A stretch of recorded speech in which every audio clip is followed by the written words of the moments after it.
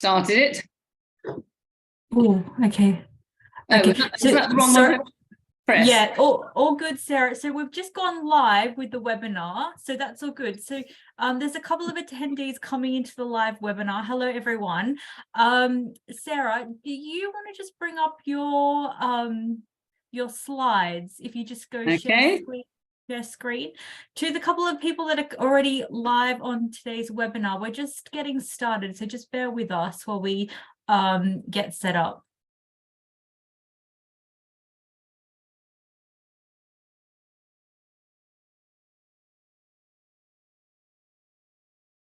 Okay, Sarah, so you're all right to go, aren't you? I'm ready to go. Just say the word and I will fire away whenever you want me to start kick off. But if you want to wait, give people a chance to turn up, that's fine too. Yeah, we might just wait a couple of minutes because it is just we've got about four minutes before we start, and I can see lots of people coming into the live session, which is great. So we'll just hold tight for a couple of more minutes before we kick things off. But just to start off, I'd like to welcome everyone to today's A&P webinar. It's great to have lots of people dialing in for our lunchtime session. Today we are joined by Dr. Sarah Myhill, who's going to be covering a broad range of conditions that fall under the neurology umbrella, but mainly focusing on dementia. So I'm sure everyone is familiar with the brilliant and amazing Dr. Sarah Myhill. She's a superstar functional medicine practitioner, has loads of books, and is a well-known and respected clinician within the industry.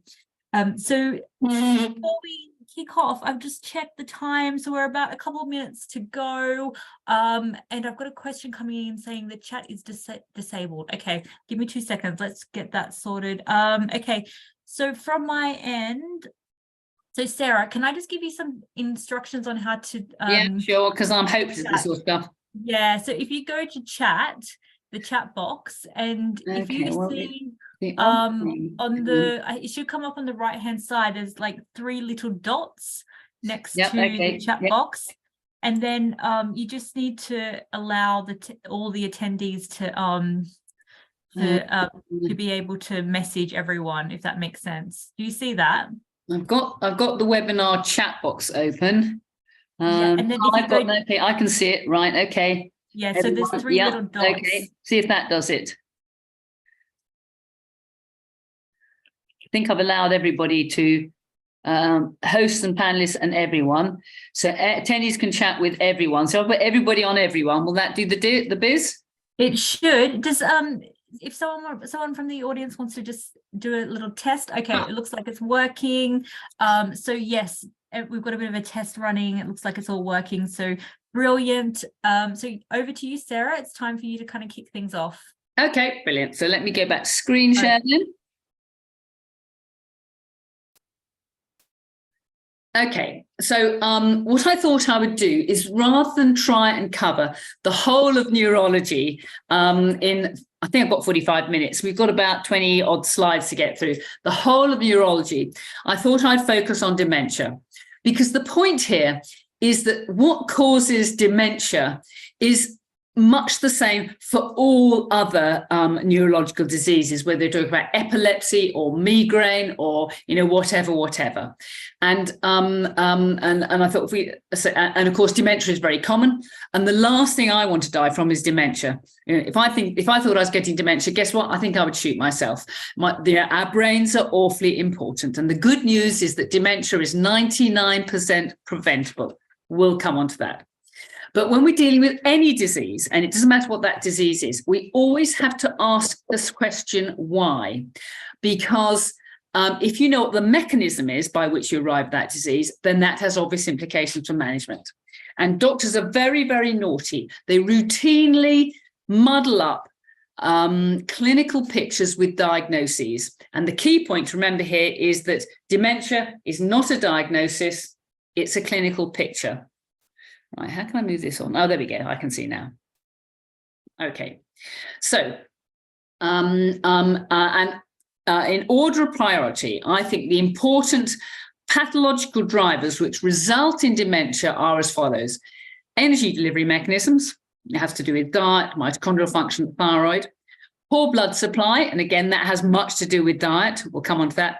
poisoning, prion disorders, chronic infection, or physical damage. Those are the big drivers of dementia.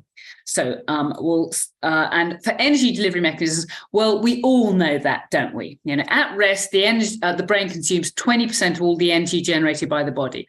And if that goes slow, then we develop a dementia. And in fact, many of my patients who I see with chronic fatigue syndrome, and of course that is characterized by poor energy delivery mechanisms, they tell me that they think they're going demented. Foggy brain, can't think clearly, can't multitask, can't follow a film because they lose the plot.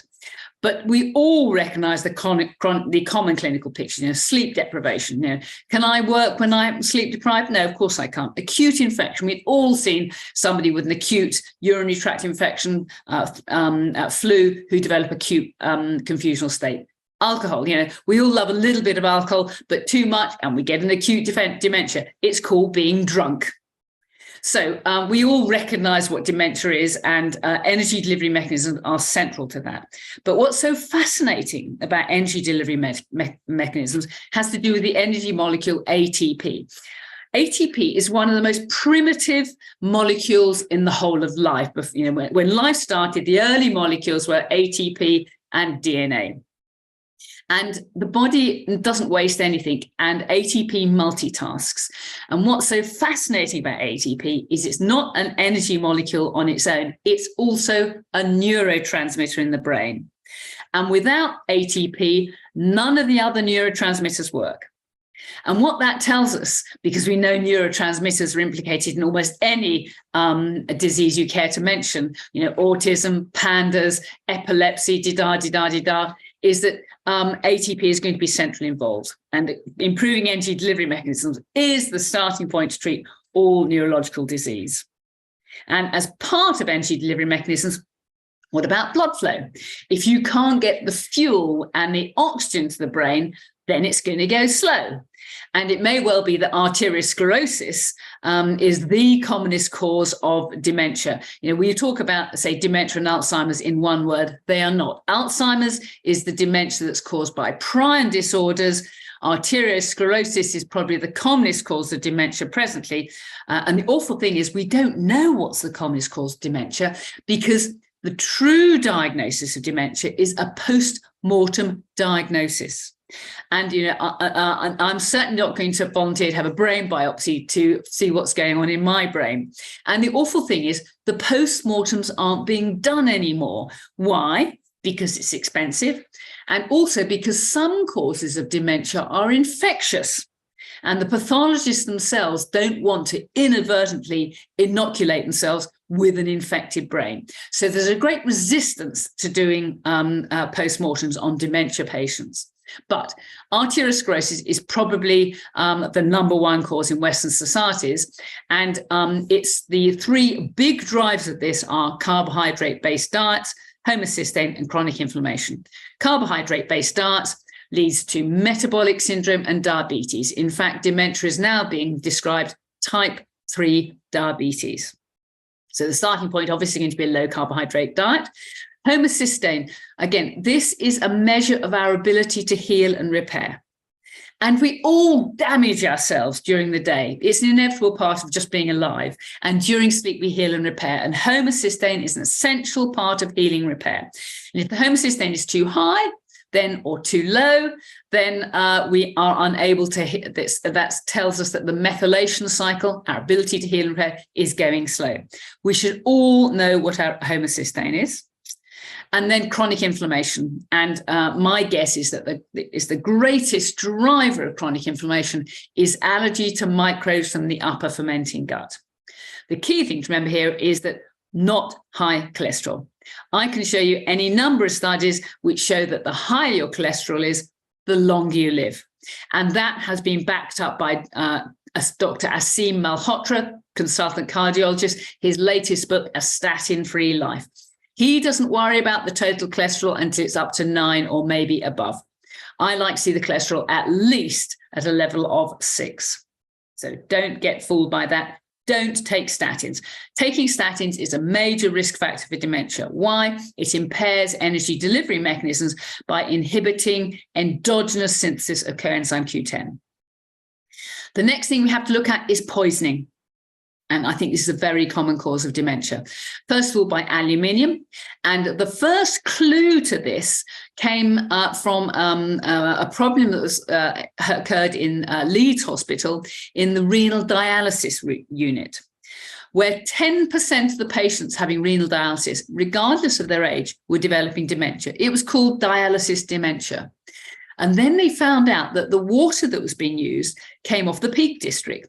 The water there when it comes off peat, it's coloured brown, and so it's cleared, it's clarified by using alum salts, aluminium. It was contaminated with aluminium. And that was clearly established to be the cause of. But we are routinely exposed to aluminium from deodorants, from aluminium tin cans, from aluminium cooking, dee-da. So avoid aluminium. Number 2 is mercury. And I learned this from the world expert, but Fritz Lorscheider, and there's a link to a document by him. He came to speak to the British Society of Ecological Medicine about 2004, I think. And there he demonstrated the mechanism by which mercury causes Alzheimer's disease, or I beg your pardon, causes dementia. And he was doing studies looking at nerves growing in petri dishes. And when he added those petri dishes, the sort of amount of mercury that you would find in the mouth of somebody who had 4 dental amalgam fillings, and of course, dental amalgam fillings contain mercury, something very strange happened. Now, when nerves grow, the first thing is they put out a little tubule, but that tubule is very delicate. And so there's a protein which is shaped like a loo roll, which protects that protein, and it self-assembles. So as the neurofilament grows out, the loo roll assembles over the top of it to protect it. What happens when you add mercury? It disassembles, it falls apart, and that neurofibrillary,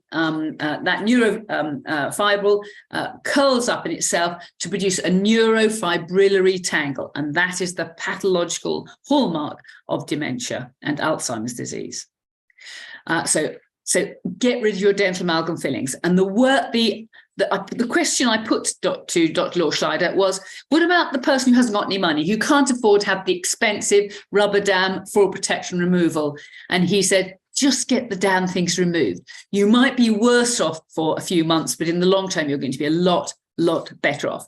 And we now know there are techniques that even just getting them out any old how, taking activated charcoal, taking clays, using high-dose selenium, glutathione, and zinc, that protects you from the acute poisoning of mercury when you get the dental amalgams removed. So just get the damn things out.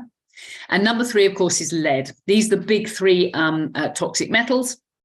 Any number of studies showing that occupational exposure to lead, or this particular study here was done in children who lived near roads, leaded petrol, 1980s, low IQ, much greater risk of dementia and subsequently in life.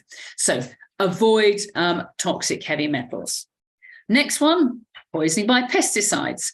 There is a huge amount of evidence linking exposure to neurotoxic pesticides, cognitive dysfunction, and Alzheimer's disease. And there's a nice link there. There are obvious reasons for this. Organophosphates, the process by which we make energy is called oxidative phosphorylation. And guess what? Organophosphates inhibit oxidative phosphorylation. I learned this from my work with farmers who've been poisoned with sheep, with organophosphates from their work, sheep dip flu, from Gulf War veterans who've been poisoned by organophosphates, which are routinely used out in the Gulf, and so on. My eyes have been really opened by a recent book produced by Stephanie Seneff. I can't recommend this highly enough, called Toxic Legacy.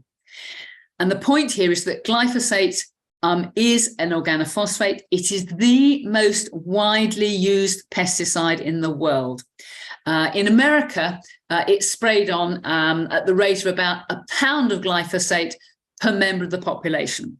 And since that's all going into the food chain, it all ends up in us. So 1 pound roughly works out about 450 grams. So that means the average American is consuming 1 gram of glyphosate every day.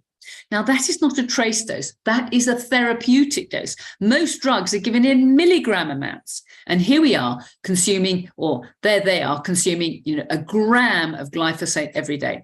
It's never been more important to eat organic. And if you've got any spare money, spend it on the best quality food you can get, not some fancy test or another. And so I've done a review of Stephanie's book, which I'll just skip through now. And I know it's rather small reading, but you can see the problems here.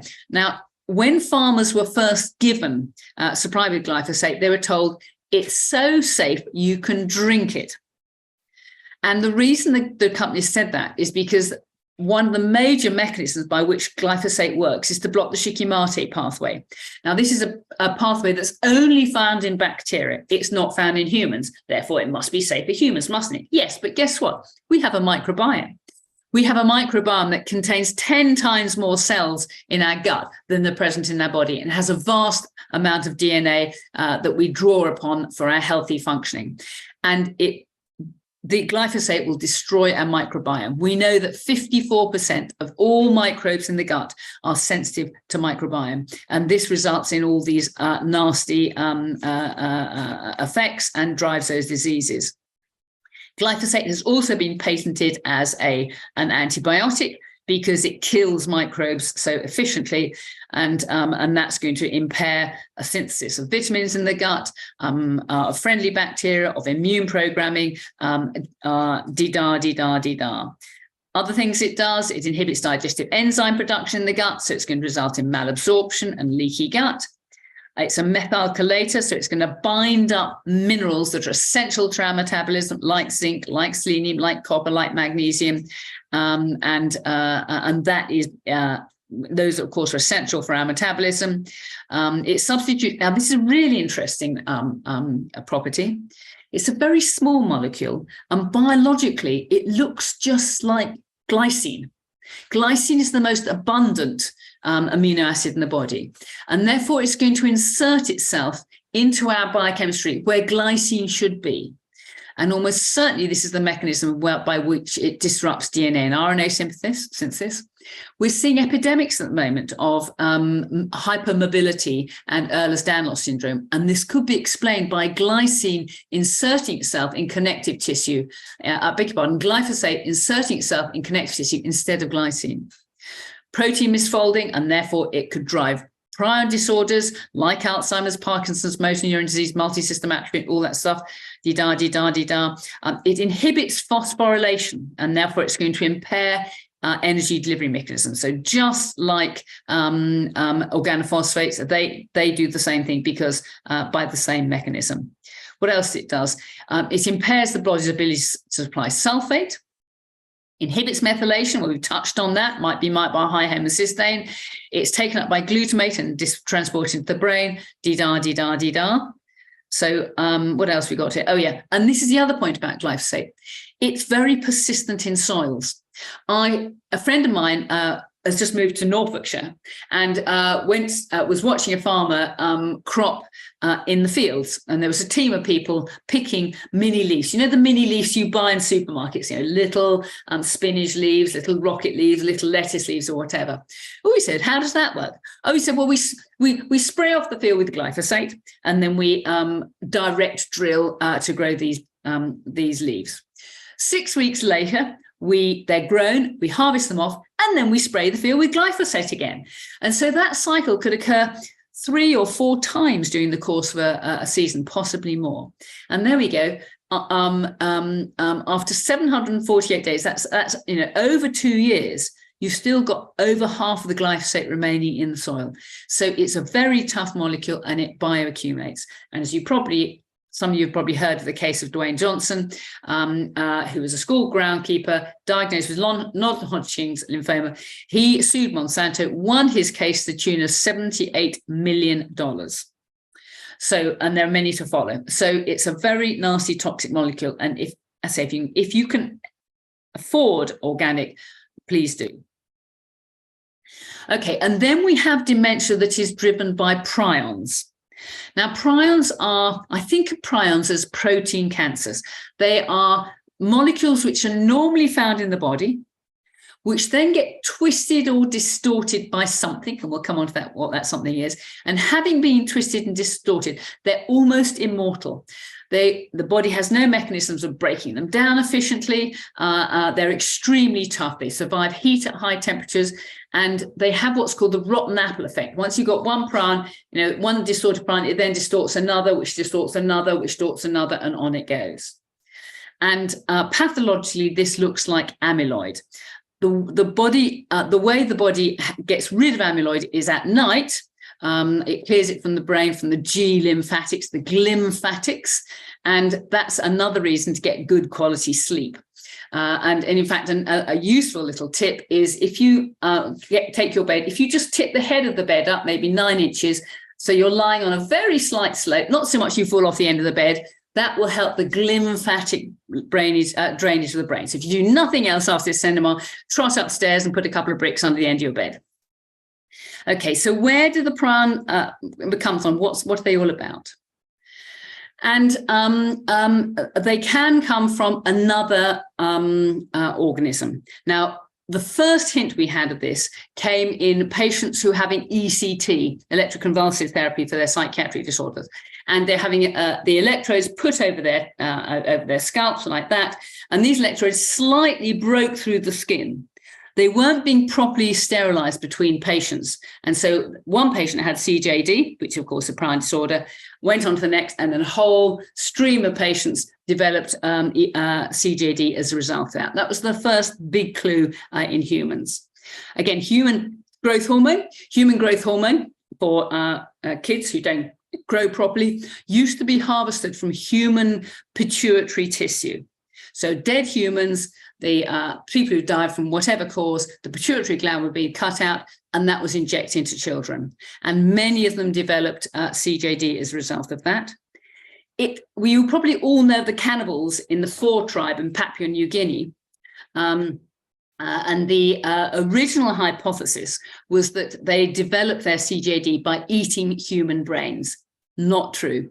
Wonderful work done by Gajdusek, who won the Nobel Prize for Medicine in 1976. He demonstrated that it wasn't eating the human brains that was the problem. This only occurred in the women, and the women, they had the job of preparing the human brains.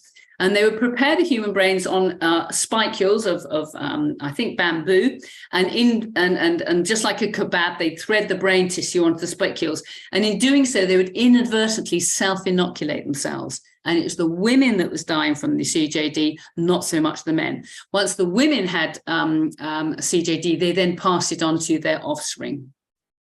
The big worry, of course, is vaccines. When the BSE epidemic came along, the word went out, there's the risk that you could get CJD from eating beef. We now know that's not true. The real concern was getting it from vaccines. And to explain this, I'm just going to have to jump sideways for a moment. Again, a lovely book, if anybody would like to read all about it, by Edward Hooper, called The River. He asked the question, where did HIV come from? Now, it's a fascinating, it's 1,000 pages. The last 176 pages are just solid references. But to cut a very, very, very long story short, during the 1950s, there was a race to produce the first polio vaccine. And there's one particular Polish doctor called Dr. Koprowski, who grew poliovirus on monkey kidneys, because kidneys, for some reason, are very good at growing viruses. Viruses you can't grow in culture on sugar and water. They have to be grown on an animal tissue. And the virus gets into the animal tissue, hijacks the cell machinery there to create more of that virus. So he was growing poliovirus on monkey kidney cells. And this was then injected into hundreds of thousands of African children out from now called Kinshasa, it was then St. Leopoldsville. And monkeys have their own immunodeficiency virus. It's called simian immunodeficiency virus, which they have lived with for hundreds of thousands of years, and it's become part of their genetic makeup and doesn't trouble them at all. But by injecting so many humans, some of that virus jumped species and became human immunodeficiency virus. If you doubt that story, get the book. I can't tell you the whole book in 2.5 minutes. So at that point, the powers that be became very worried. Crumbs. We daren't inject monkey virus into monkey kidneys in humans because there might be other viruses. And of course, there is another important virus, simian virus 40. That's another fascinating virus. That is a carcinogenic virus. It was injected into all of us between 1956 and 1964, including me. And that, plus asbestos exposure, drives mesothelioma. So we all know that mesothelioma of the lung is caused by asbestos. What you're not told is you've got to have simian virus 40 on board for that switch to take place. Simian virus 40 also drives primary bone sarcomas. So at that point, we can't use monkey tissue. So then the powers that be said, well, we better start using beef tissue then, because that's nice and cheap. And so during the 1980s and the early 1990s, the main substrate on which vaccines were grown was beef cells from cows.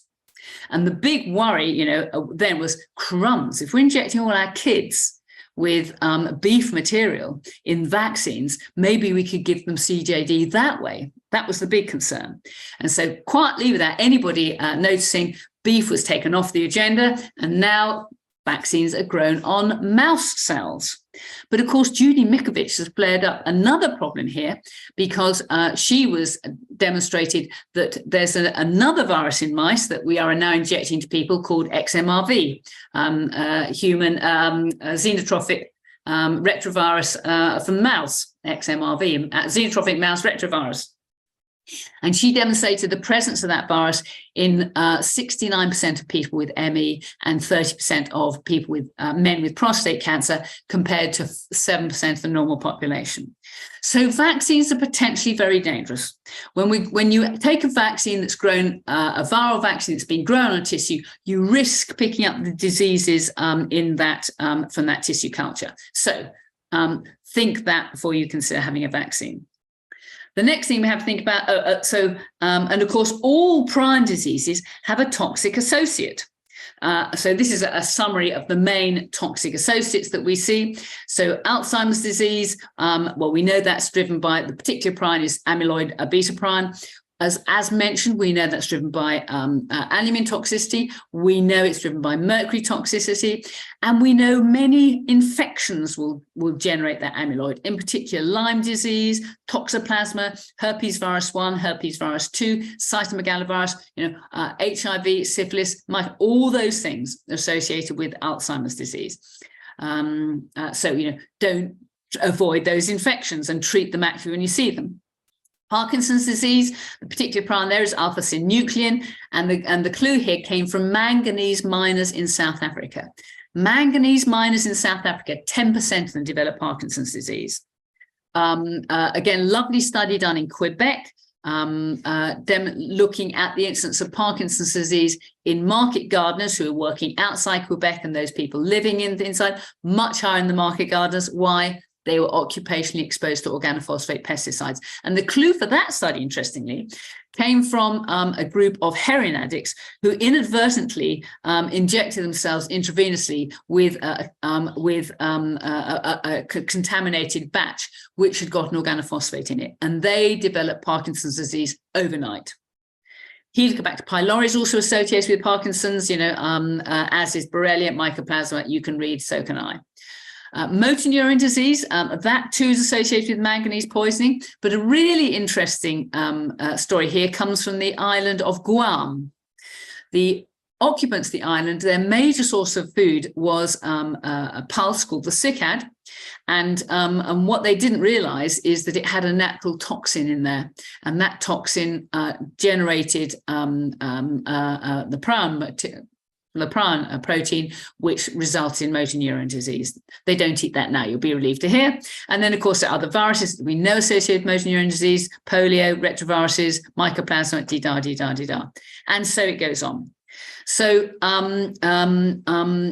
we know that chemicals are very good at driving and initiating prion disorders. So clean up your diet as best as you possibly can. Head injury, well, you don't need me to tell you this, and it's what I call the bleeding obvious, isn't it? But here's a list of footballers that developed dementia. In fact, I knew this in the 1980s because as I was getting interested in ecological medicine then. And I remember a footballer coming to see me. He was well into his 70s then, who developed dementia. And I said to him, what about the other members of your team? You know, have any of those developed, some sort of head neurological disease? And he reeled off half of them. So some of us knew in the 1980s, and of course, it's not rocket science, isn't it? We've all seen Muhammad Ali, bless him, Parkinson's disease. In the year 2000, he was voted the sports personality of the century. Such a lovely guy. He too, I'm quite sure that it was his constant head injuries that he developed. So that's just too obvious for words. So the point here is that we don't have a good treatment for prion disorders. We don't know how to reverse them. We can mitigate them. We can slow them down. And so when it comes to prion disorders, motor neuron disease, heart, Alzheimer's, prevention is better than cure. So don't wait until you get the symptoms. Put these interventions in place now. And there's a lovely website that Patrick Holden has put together, and he's done a huge amount of research in this respect, The Food for the Brain. And here he states that dementia is 99% avoidable. It's only 1% or less genetic. So don't think it's an inevitable progression. We can prevent dementia entirely. And the key thing is low-carb ketogenic diet for energy delivery mechanisms. Secondly, everybody should know what their homocysteine is. This is an issue which runs in families very strongly. So if you've got a family history of dementia or heart disease or cancer, which starts fairly young, especially in the 50s or 60s, you should definitely get your homocysteine checked. Now, most GPs should be able to do this. Many of them have never heard of it or won't. And you can measure it yourself at Seroscreen, and the homocysteine should be between 5 and 10. It's easily fixable with B vitamins. Fish oils, very important for the integrity of membranes, and the veggies and vegans can use algae oil, which has got the similar fish oils there, and then of course avoid toxins and detox where indicated. So it's a quick remembrance, resume of how we generate energy in the body.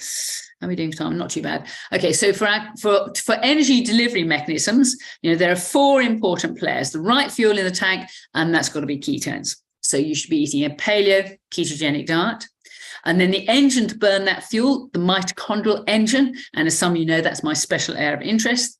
Then you need the accelerator pedals, that's good thyroid function. And we know that the hypothyroidism, the underactive thyroid, will result in a dementia eventually. It's also been called myxedema madness. And we know babies, for example, who are born without a thyroid or low thyroid are cretins. Their brains just do not develop at all. So the thyroid is vital. And then, of course, the adrenal gearbox. And then we need good quality sleep. Don't forget to tip your bed up. So put all that in place, and that will massively protect you. Another little tip here is magnesium. We are all magnesium deficient. What makes green vegetables green is chlorophyll, and that's magnesium. And we all need to be taking extra magnesium because it's simply not there in our diet. And in order to be able to absorb magnesium, you need vitamin D, 10,000 IU daily. That's not a big dose. That's a very modest dose. It's equivalent to about an hour of sunshine. And, okay, I could get an hour of sunshine today, but I won't be in my bikini, I'm afraid. It's not a pretty sight, and B, it's too cold for that. So I shall take some vitamin D instead. So there's a lovely paper done by consultant neurologist Dale Bredesen, who details how you can reverse cognitive decline in dementia. I don't know, I put that there twice. No, they're slightly different references that you can look at for the actual nitty-gritty of how to do it. But essentially, you follow what I call my groundhog regimes. And as some of you must know, when we're treating patients, we're not like the conventional doctor saying, one symptom, one mechanism, one symptom, one drug, and on you go. It's always package of treatment that we're giving. And that package of treatment, starts off with DART, micronutrient supplements, sort out the gut, and then goes to everything else. And dementia is the same. And that package of treatment is detailed on my website at Groundhog Chronic. Okay, so I've whizzed through the slides. I was given 45 minutes, so we've just about done that. And what's much more fun is the questions. So if anybody's got any questions, then fire away, and I will pick up on those as I like. Either you can put them in the webinar chat box, and I can pick up on those as they roll in, or whatever. So if anybody's got any questions, then yes, and yeah, you can have the slides. That's no problem. I can send them to AMP, so you can have a look at those. Okay. Here we go. Is autism curable by management? Well, yes, autism responds incredibly well to these interventions. So, and it starts off with the paleo-ketogenic diet. Now, of course, when I first started treating people, I would give them a shopping list of things to do. Oh, well, you do this, you take this supplement, do that detox regime, maybe this herb, maybe that mushroom or whatever. But I now know that there's an order of importance.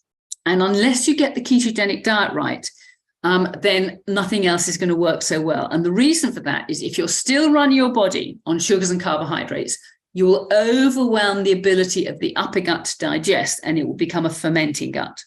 And if you've got a fermenting upper gut, then you will malabsorb. So all those expensive supplements come to naught because you're not absorbing. In fact, it's worse than that. You're feeding those fermenting microbes, so you end up fermenting harder.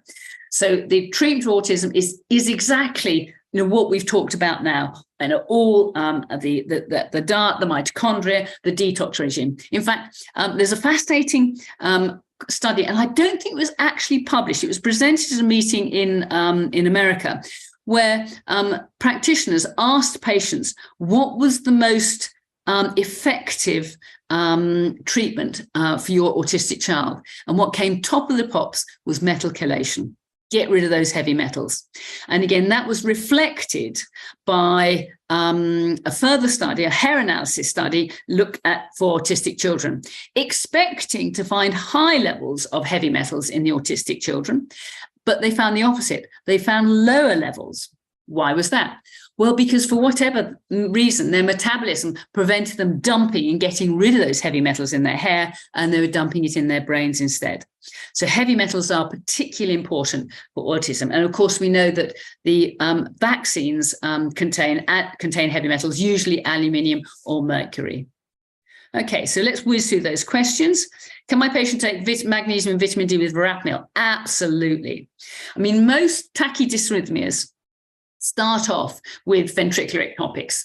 And how do we treat that? Well, first of all, cut out all caffeine. Coffee, tea, initially green tea, whatever, just cut it out to give them a chance to settle down. And then magnesium, 10,000, magnesium 300 milligrams, and vitamin D 10,000 IU for its absorption. You can get add iodine. Sometimes you cannot cure tachydysrhythmias until you've got some iodine on board. And my preference is Lugol's iodine, 15%, 3 drops, start low, build up slow. Some food allergies will present with tachydysrhythmias, so that's important too. And again, I don't like verapamil. The thing about verapamil is never take beta blockers with verapamil. That's a really lethal combination. Okay, a vegetarian client, what protein replacement would you consider? Well, eggs. Eggs are a fantastic source of protein. They're a perfect food. You think about what an egg is. There's everything in an egg to make a whole being. So egg is a great addition. If a person has amalgam, is it high risk for Alzheimer's? Well, I don't know how you quantify the risk. It's certainly an increased risk. And my view, and this is the view of Fritz Lorscheider, is that nobody should be walking around with any amalgam in their teeth. Now, I do see that getting expensive, but several of my patients have now taken themselves on holiday to Budapest. That, the capital of Hungary, is the dental center of Europe. You get the best dentistry there. Everybody from Switzerland goes there to get their teeth sorted out. And it's very inexpensive. So it's less than half what it would cost in this country, and they do it properly and to the highest standard. So if you can stretch yourself to a holiday in Budapest, that's the place to go. What are the best practical ways to avoid upper fermenting gut? Well, the logic is very simple. First of all, stop feeding them. If you're the only thing that bacteria and yeast can ferment is sugars and carbohydrates. They cannot ferment protein, they cannot ferment fat. And the upper gut fermenters, which are aerobic, they can't ferment fiber. There's a rare exclusion. So, so first of all, starve it out with a ketogenic diet, and then you kill it. You kill them with vitamin C, 5 grams in the morning, Lugol-Zardine, 15%, 3 drops at night. Don't take them at the same time because one is electron donor, the other electron receiver. They knock each other out. So take it separately, and that is a great start to avoid the upper fermenting gut. So where can one do the fat box if you suspect aerotoxic syndrome if you can't find a site? Well, that is a problem. We used to be able to get them done at Biolab and then Acumen Laboratory, and unfortunately we can no longer. And suspected aerotoxic syndrome really is a clinical diagnosis. Now, I've been involved in a major government inquiry looking into organophosphates and sheep lip poisoning. And although I could supply them with fat biopsies showing that there was organophosphates present in the fat, the wretched lawyers, of course, would not accept that that exposure on that day with this organophosphate caused that toxicity. It's all about the chain of evidence. So from a medical legal point of view, the fat biopsies are almost worthless. And the bottom line is we know we can get rid of these reliably well with heating regimes. And it doesn't matter what that heating regime is, so long as you wash off after. And my favorite detox mechanism is Epsom salt baths. And the thing about Epsom salt baths is not only do you heat up and get rid of the chemical, you wash off the chemical from the lipid layer on the surface of the skin at the same time, and you give yourself a nice dose of magnesium and a nice dose of sulfate. And that also helps you to detox. Okay, how can you raise a low homocysteine? With exactly the same mechanism that you reduce a high homocysteine with B vitamins. So you want methyl B12, at least 2 milligrams sublingually, pyridoxal 5-phosphate, which is methyl B6, 50 milligrams a day, and then methyl folic acid, so that's methyl tetrahydrofolate, 800 micrograms. And I'd probably throw some glutathione in as well, 250 milligrams, and then recheck in 3 months to make sure it's done the job. And then screen all first-degree relatives, brothers, sisters, parents, children, because, as I say, this lesion runs in families. Is there a preferred type of magnesium, citrate, sulfate? It doesn't matter. The cheapest magnesium preparations taste awful. The more expensive ones are not so bad. At the moment, I'm using magnesium biglycinate, which is fairly inexpensive and well tolerated, but they're all much. Magnesium oxide is pretty useless. Magnesium citrate goes straight through. Magnesium sulfate tastes so awful, I wouldn't recommend that to anybody. Odd one in relation to cholesterol and triglycerides. Cholesterol is normal, but triglycerides very... Okay, whenever you measure triglycerides in the blood, it always should be a fasting sample. Because if you've consumed a fat recently, if you've had a breakfast with lots of coconut oil in it, for example, then that coconut oil appears in the bloodstream immediately and you will get a high triglyceride. So it should always be a fasting level. If you've got a high triglyceride in a fasting level, then you can infer that that person is running high levels of insulin. And they're running high levels of insulin because they've got high levels of sugar in the blood. The way that insulin brings blood sugar down is by turning it into triglyceride. So high triglyceride in somebody who's on a fasting sample tells you they've got metabolic syndrome and they're damaging their arteries. Remember that saturated fat is very non-toxic. People, have got this been brainwashed to think that saturated fat is bad for us. Not so. Oils, are good for us. And one illustration of this is normally following a meal, the contents of the gut, the digested products of the gut are channeled straight into the liver via the portal vein to be sorted out, to be rendered less toxic. Fats don't have to do that. Fats are so non-toxic, they can go directly into the bloodstream via the lymphatics. And they travel up the lymphatics into the thoracic duct and straight into the bloodstream. So much so that after a high-fat meal, if you took a blood blood sample and then spun it down and separated it, you would see cloudy blood because all the fats that are there. That's not a problem. It's it's the high triglycerides due to high insulin that is the issue. Okay, I have temporal lobe epilepsy. And your urine tends to come with, I don't know the answer to that. But temporal lobe epilepsy, I would treat in exactly the same way, a ketogenic diet. In fact, during the 1960s and before, when we didn't have drugs to treat epilepsy, all children were treated with a ketogenic diet. And guess what? It worked fabulously well.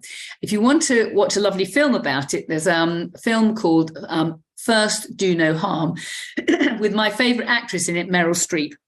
And it's the true account of an American lad who had very severe epilepsy, went through all the neurologists, the consultants, had all the drugs. And his mother said, do you know what? And of course, his mother is played by Meryl Streep. I'm going to try my son on a ketogenic diet. And she was treated as if it was a case of child abuse. She was, and she had a terrible battle. She won the battle, put her boy Charlie on a ketogenic diet, and he was completely cured as a result. And from that has sprung a lovely website called Matthew's Kitchen. So if you want some good keto recipes, then look at Matthew's Kitchen. Is there a way to check if you have prions on your system? None that we know. Maybe that test will come one day, but it's not present at the moment. So at the moment, we have to put in place lifestyle interventions now to stop the wretched things appearing in the first place. Because once you've got them, they're very difficult to continue, to get rid of. Where can we go to embark on an autism journey and help a child cure? Well, the awful thing is you've got to do it yourself, because there simply aren't enough good therapists out there to advise you. The Association of Naturopathic Practitioners website might be a good start to find a practitioner who specializes in treating autism, but all the tools of the trade that we've talked about today, the diet, the supplements, the detox regimes, these are all things within the grasp of everybody. I set up a website called Natural Health Worldwide, where there are a whole list of practitioners, doctors, practitioners with a health qualification, and expert patients who've been there, done that, got the T-shirt, who can help to guide you. But just to give an example of this, it will illustrate the point. I've written a book recently called The Underactive Thyroid, and I've called it very naughtily, do it yourself because your doctor won't. And the shameful thing is that is the fact of the matter. So you will not find any help whatsoever on the NHS, or it's very unlikely. You will have to find a private practitioner, and say there are various websites like Natural Health Worldwide where you can find something.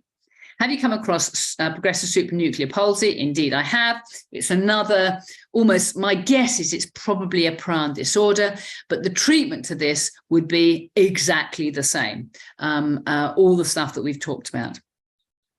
Can you please repeat why autistic kids have low heavy metal? It's not that they have low heavy metal levels.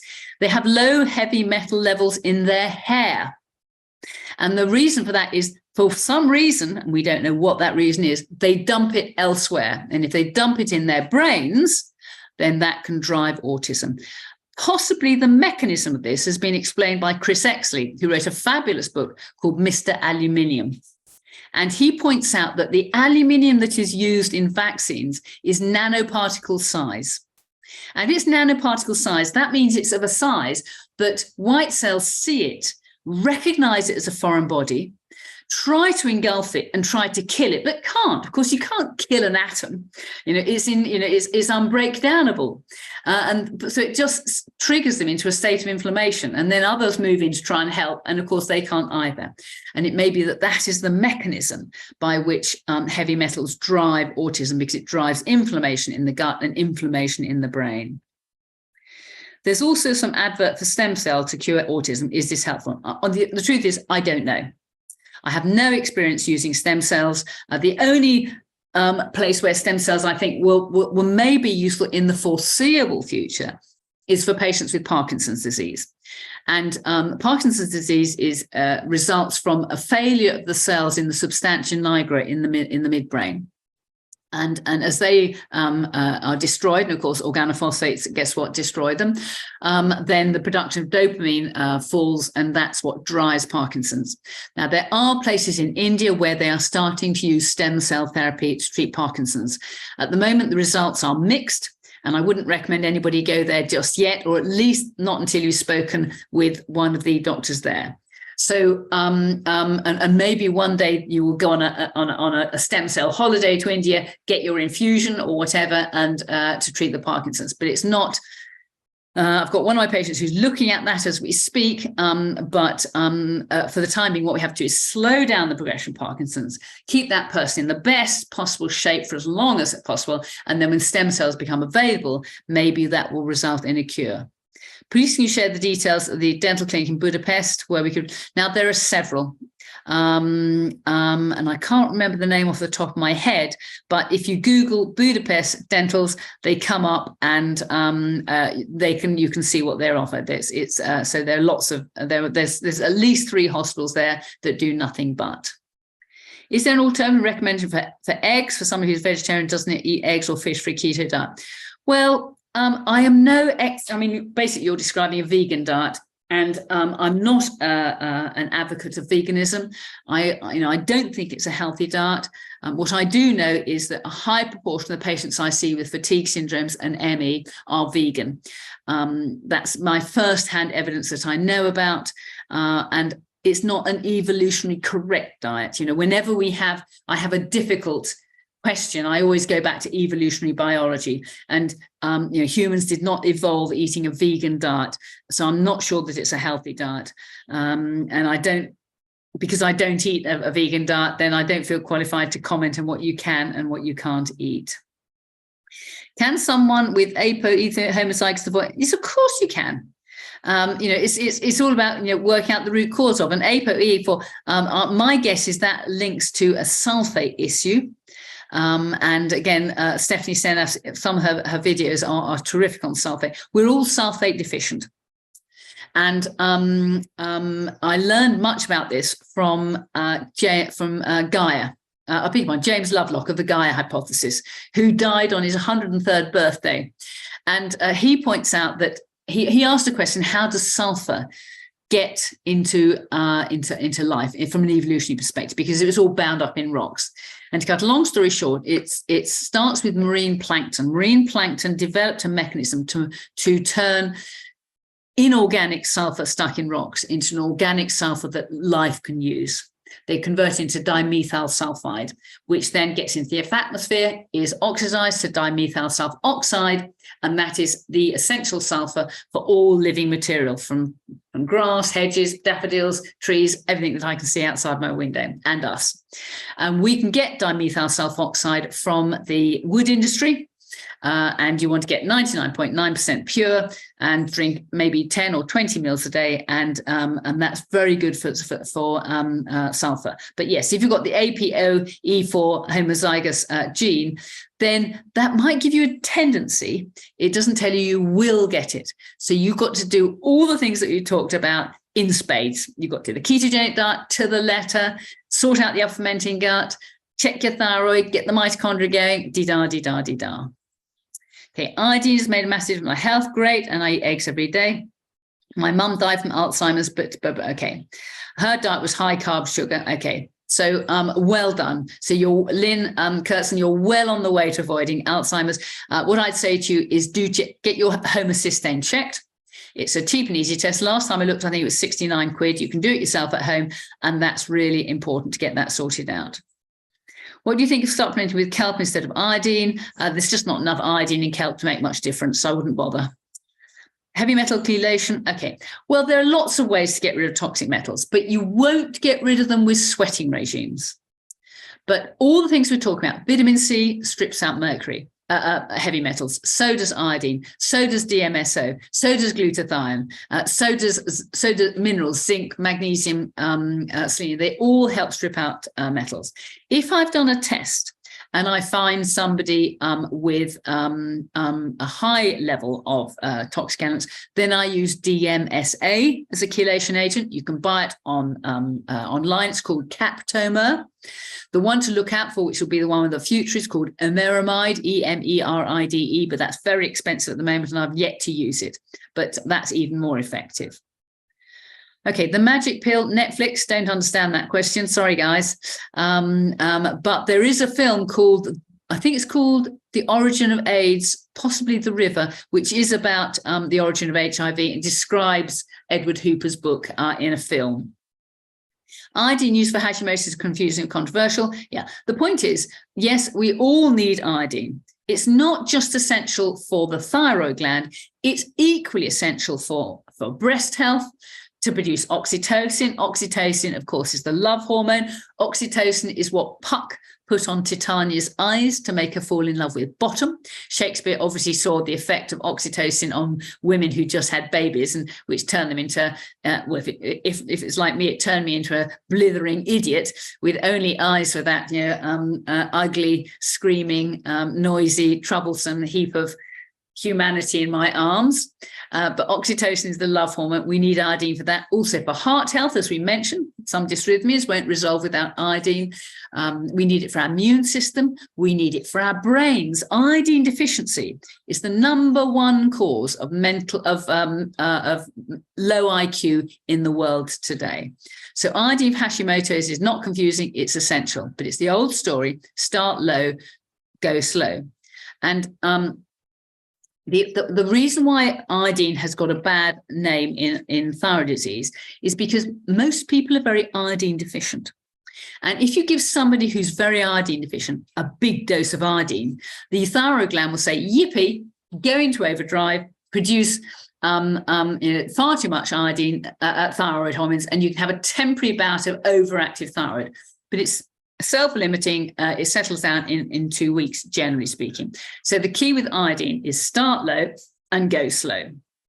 Graves' disease and iodine, well, interestingly, before we had carbimazole, radiotherapy and surgery, the treatment of Graves' disease was high-dose iodine. There's a fascinating paper about this. The average dose was 240 milligrams a day. Some people needed less, some people needed more. But the key is whatever you treat Graves' disease with, monitor the thyroid function test very closely with bloods, because so often people end up being overtreated and they overshoot and end up very underactive as a result. Yes, if you want the recording slides, I can send them to you. Before taking Lugol, should I do? No, not necessary. Is the ketogenic diet suitable for those with gallbladder issues? Not just suitable, but totally desirable. The reason we're seeing so many gallbladder and gallstone problems has everything to do with Western diets, which are high in sugars and carbohydrates. If you've got a low-fat diet, then bile acids precipitate out in the gallbladder to cause gallstones. The only reason that doctors tell people with gallstones to eat a low-fat diet is because fat makes the gallbladder to contract. And guess what? We want the gallbladder to contract because it squeezes out a great dollop of bile, which facilitates fat digestion. But if you've got a gallstone in there, of course, it's painful. So people who have got gallstones are told, oh, don't eat fat, but for that reason. Gallstones can be dissolved. You can get ursodeoxycholic acid or bile acids on NHS prescription for the business of dissolving gallstones. But you have to be measured about this, because the last thing you want is to shrink the gallstone. It then escapes out of the gallbladder, gets stuck in the common bile duct and causes pancreatitis.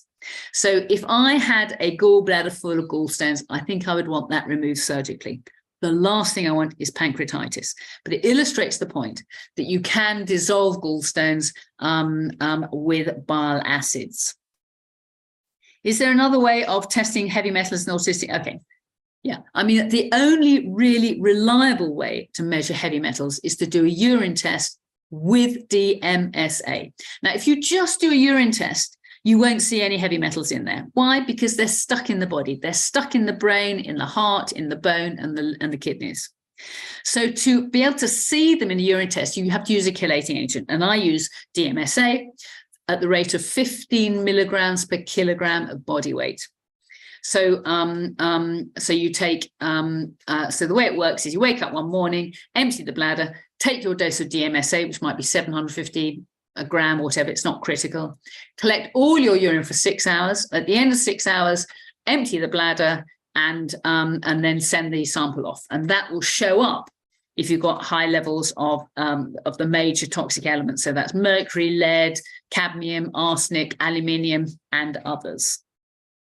Boy diagnosed with PANDAS. Okay, well, PANDAS is a fascinating condition because PANDAS is allergy to microbes. And I suspect that this is a mechanism that drives many diseases. And the microbe in question is Streptococcus. And so the treatment of that is exactly the same as all the stuff we've talked about. Starve the little wretch out with a ketogenic diet. Kill the microbes in the upper gut with vitamin C and with iodine and maybe other bits and bobs. DMSO we know helps kill them. Taking digestive enzymes and bile salts is helpful in addition. What many doctors choose to do is start penicillin, because we know penicillin kills that microbe, Streptococcus, and some see obvious clinical benefits with that. But I would put that low down on my priority list. It might be the easiest thing to do, but once you're on penicillin, you're stuck on it maybe long term. Is dementia inevitable in a single, not TBI, or more so in a repetitive as traumatic brain? No, it's absolutely not inevitable. I've had some real smacks on the head. I broke my neck 3 times, and I certainly don't expect to get dementia. The point is, it's a risk factor, and with dementia, it's always accumulation of things. It's poor energy delivery mechanisms, and then maybe some heavy metal poisoning, and then a few smacks on the head, and then maybe you've got some sort of nasty infection swirling around, and it's that, and then you're eating, non-organic foods, so you're being poisoned with pesticides. It's accumulation of things. And so no, it is not inevitable in a single traumatic brain injury. It's all that. What that means, and this is Fiona, is you have to work even harder at all the other things, the home assist then, to prevent dementia developing. Romanian dental clinics are high. Thank you very much. That's useful to know. Timishwara. Okay, lovely.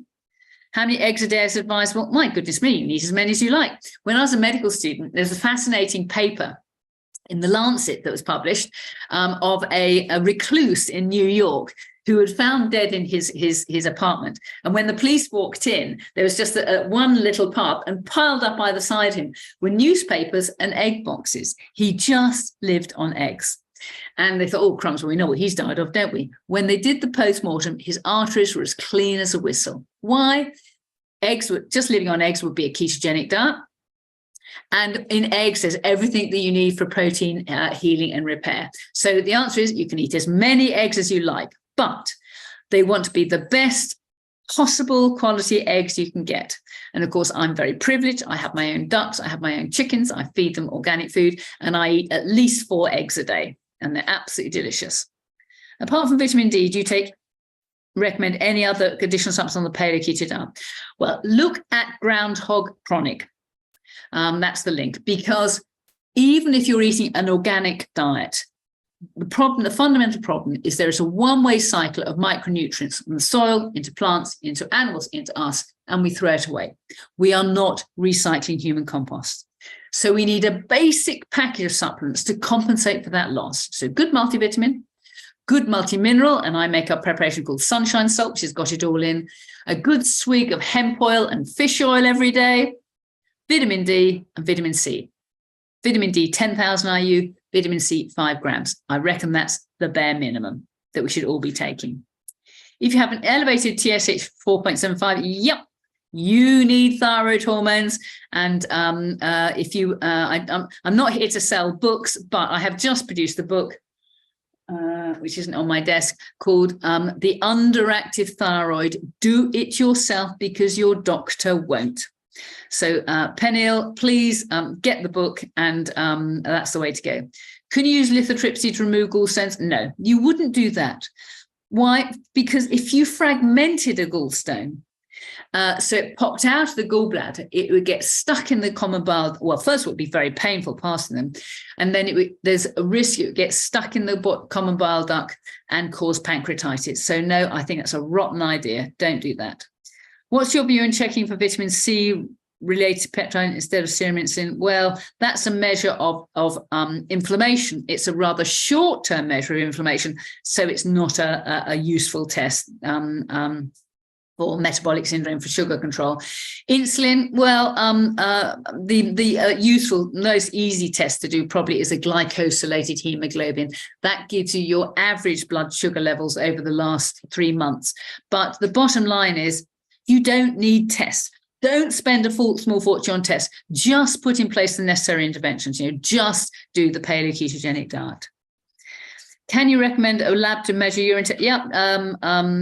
Genova test, do an excellent urine test, and that will do the business.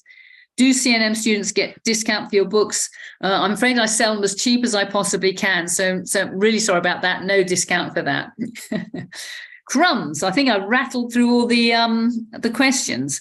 And what's the time? How are we doing for time? So Sarah, we're bang on 2 o'clock. So thank you so much for going through those. One thing I will point out is there are a couple of questions just in the Q&A box. We won't, because we've kind of covered questions in the chat. We won't get to everyone's questions, but Sarah, do you want to maybe pick out like just 1 or 2 in the Q&A box? Can you see those questions, and we'll just kind of like power through them, and then we'll wrap up. Okay, what is the latest evidence on plastic microparticles? Any links to dimension? Well, nobody's done the research as far as I know, so I don't know. But they can't be good for us, can they? They're going to physically block up the system. Any research on how hemp can clean out toxins from soil recently? I'm not an agronomist. I'm sorry. I do have my own garden, but I mean, hemp might take out the toxins from the soil, but it's the old story. What do you then do with the hemp that's taken the toxins out? Because everything I grow, I compost and recycle. So that wouldn't work for my garden. Who's the author of The River? Oh, that's Edward Hooper. How do you raise homocysteine? Okay, I think I've given that answer already. It's with B vitamins. I think we've covered that. Many types of magnesium, we've covered that. Done that one. Is there a way to check you have priority? Done that. I think most of these, is synthetic ascorbic acid vitamin C okay? Perfect. Synthetic ascorbic acid is made from fermenting corn. So there might be a little bit of corn in there, and some of my corn allergic patients don't tolerate it, but it's very cheap and does the business. Is there any point in checking vitamin C? Well, what's a useful test is a urine test. You can buy on Amazon vitamin C sticks. They're very cheap. I think for £9, you can get about 100 of them. And you just piddle on them. And if the green color goes yellow, that means you're peeing ascorbic acid in your urine. That means the body is saturated. So that's another very good way of making sure you've got plenty of vitamin C on board. Okay, I think I've done all those questions there. Okay, brilliant. Thank you so much, Sarah. It was a great power hour. Just a quick one. Sarah is very generously doing a fantastic practitioner bootcamp series with us. It's going to be 8 weeks of just going through lots of clinical pearls and mentoring with all of us. So I've just popped the link in the chat box. So if you haven't registered for that one, do register. It's going to be really great. We're so excited to have Sarah on board for that. Thank you so much, Sarah, for a really great webinar. It's always amazing having you on board, especially the questions. You just got such a sharp brain, being able to fire out so many clinical pearls. You really are on the ball. So thank you so much. And thank you so much to everyone for joining in. And I hope everyone has a great day. Brilliant. Okay. Thank you so much. Have a great afternoon. Okay. Bye-bye. Bye-bye.